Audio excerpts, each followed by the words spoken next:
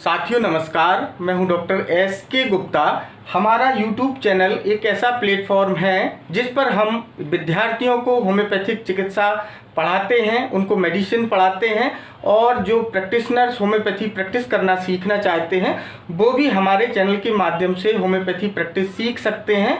और जो होम्योपैथी में बहुत ज़्यादा इंटरेस्टेड रहते हैं वो भी होम्योपैथी की चिकित्सा को हमारे चैनल के माध्यम से सीख सकते हैं। आज हमारा जो चर्चा का विषय है वो बहुत ही महत्वपूर्ण है, जिसका नाम है एक्ने। एक्ने या मुहासे लगभग हर व्यक्ति इस शब्द से परिचित है, फिर भी हम आपको इसके बारे में थोड़ी सी जानकारी देते हैं। बॉडी में हर जगह लगभग सीबेशियस सिस्ट पाई जाती हैं। सीबेशियस ग्लैंड से सीबम का सीक्रेशन होता है। इनका जो सीक्रेशन होता है उसको सीबम कहते हैं। जब किसी कारणवश हार्मोनल डिसबैलेंस के कारण या जो लोग मिर्ची मसाले बहुत ज़्यादा खाते हैं उसके कारण ये जब सीबेशियस ग्लैंड का सीक्रेशन सीबेशियस ग्लैंड के मुंह से इसका जो ओपनिंग पार्ट होता है वो किसी कारणवश बंद हो जाता है और वहाँ से सीक्रेशन जब नहीं निकल पाता है तो ये जो पनीर जैसा सीक्रेशन है ये वहीं इकट्ठा हो जाता है और इस तरह से फेस पर मैकुलर, पेपुलर, पस्टुलर इरप्शन बन जाते हैं। मैकुलर सबसे छोटे होते हैं, उससे बड़े होते हैं तो पेपुलर और पस्टुलर जिनमें पस पड़ जाता है, इस टाइप के इरप्शन बन जाते हैं और इन्हीं को मुहासे कहते हैं। आपको समझ में आ गया होगा। एक्ने जो होते हैं वो क्या होते हैं, सीबेशियस ग्लैंड का जब जो दरवाज़ा है, जो मुंह है वो बंद हो जाता है किसी कारण, हार्मोनल डिसबैलेंस से या पेट की खराबी के कारण या कोई स्किन डिसीज के कारण।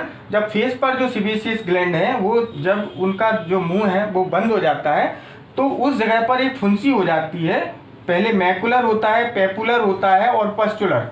मैकुलर सबसे छोटी फुंसी का जो रूप होता है उसको मैकुलर इरप्शन कहते हैं। फिर जब वो बड़ी हो जाती है फुंसी को तो उसको पेपुलर कहते हैं और फिर और ज़्यादा बड़ी हो जाती है, उसमें पस पड़ जाता है तो उसको पस्टुलर इरप्शन कहते हैं। जब इस तरह से पस्टुलर इरप्शन हो जाता है तो उसमें पस पड़ जाता है। किसी किसी को गठान भी मुहासे के अंदर दिखती है, तो इस तरह से गठानों वाले भी मुहासे दिखते हैं और किसी किसी को सीबेशियस सिस्ट भी मुहासे में बन जाती है।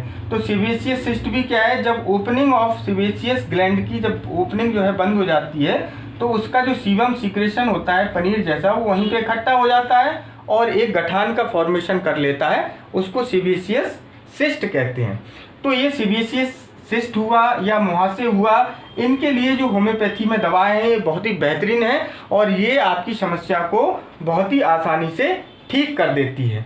तो आगे चलते हैं और कुछ होम्योपैथी की हम आपको दवाएं बताते हैं जिससे सीबेशियस ग्लैंड या जिनको वसा ग्रंथियां कहते हैं इनकी ओपनिंग खुल जाती है और ये मुहासा जो होता है वो उसका जो सीक्रेशन होता है वो बाहर निकल जाता है और वो ठीक भी हो जाता है। अब मैं आपको कुछ होम्योपैथी की मेडिसिन बता रहा हूँ जो कि बहुत ही अच्छा काम करती हैं और बहुत ही जल्दी आपके मुहासे या एक्नो को ठीक कर देती हैं। तो हम आपको शुरू करते हैं। सबसे पहली जो मेडिसिन है वो है बर्बेरिस एक्वाफोलियम। बर्बेरिस एक्वाफोलियम एक ऐसी दवा है जो कि मेल या फीमेल किसी को भी यदि एक्ने होते हैं तो इस दवा को ज़रूर देना चाहिए। इसकी 2 to 5 ड्रॉप दिन में 2 बार ले सकते हैं और ये पानी आधा कप 1 कप पानी में डाल के इसका टिंचर जो है आप 1 महीने या 15 डेज लेते हैं, आपको निश्चित अंतर समझ में आएगा। मतलब जो डार्कनेस है वो भी हट जाएगी और जो दाग धब्बे हैं वो भी हट जाएगी। तो एक कॉम्प्लेक्सन मेडिसिन भी कहते हैं इसको। तो ये कॉम्प्लेक्स भी सही कर देती है। एक्चुअली ये जो जिन लोगों का सांवला कलर होता है उनको भी बर्बेरिस एक्वाफोलियम लेना चाहिए और एक्ने के लिए तो ये बहुत ही अच्छी दवा है। तो सबसे बेहतरीन जो दवा है सबसे पहले नंबर पर मैंने आपको बता दी। अब दूसरे नंबर की जो दवा है वो मैं आपको बता रहा हूँ कार्बोवेज। कार्बोवेज एक इंडाइजेशन से रिलेटेड दवा है और जिनका पेट ज़्यादा खराब रहता है उनको एक्ने यदि होते हैं या यंग एज में यदि एक्ने होते हैं तो कार्बोवेज बहुत ही अच्छा काम करती है।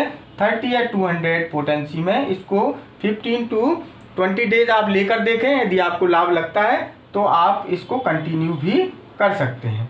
तीसरी जो दवा है वो है पल्सटिला। पल्सटिला एक्चुअली हार्मोनल जो प्रॉब्लम जिन फीमेल को रहती है उनको ये बहुत ही अच्छा काम करती है और एक्ने यदि हार्मोनल डिसबैलेंस के कारण हुए हैं तो पल्सेटिला देने से 30 या 200 पोटेंसी में ये एक्ने भी ठीक हो जाते हैं और उनकी हार्मोनल प्रॉब्लम भी ठीक हो जाती है।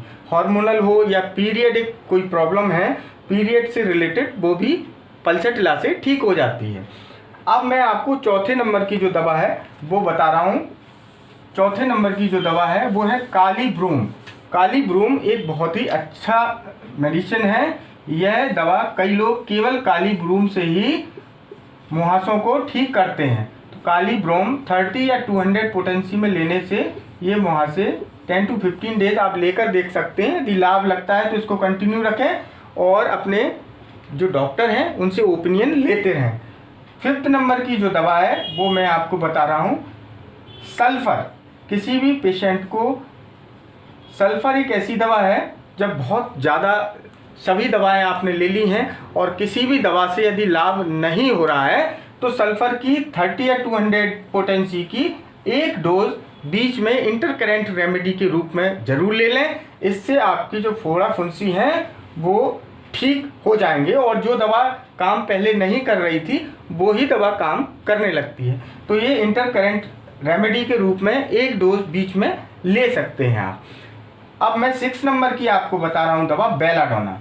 बेलाडोना एक ऐसी दवा है जो आपके एक्ने बहुत ज़्यादा पेनफुल हैं, जिनमें दर्द होता है या रेड कलर के हो गए हैं, इनिशियल स्टेज में है। यदि बेलाडोना आप लेते हैं तो आपको उनका पेन भी ठीक हो जाता है और वो वहीं की वहीं ठीक भी हो जाते हैं। इनमें से एक दवा भी आप लेते हैं अपने सिम्टम्स के हिसाब से तो निश्चित रूप से आपके जो मुहासे हैं वो ठीक हो जाएंगे। आपको हमारा वीडियो देखने के लिए बहुत बहुत धन्यवाद।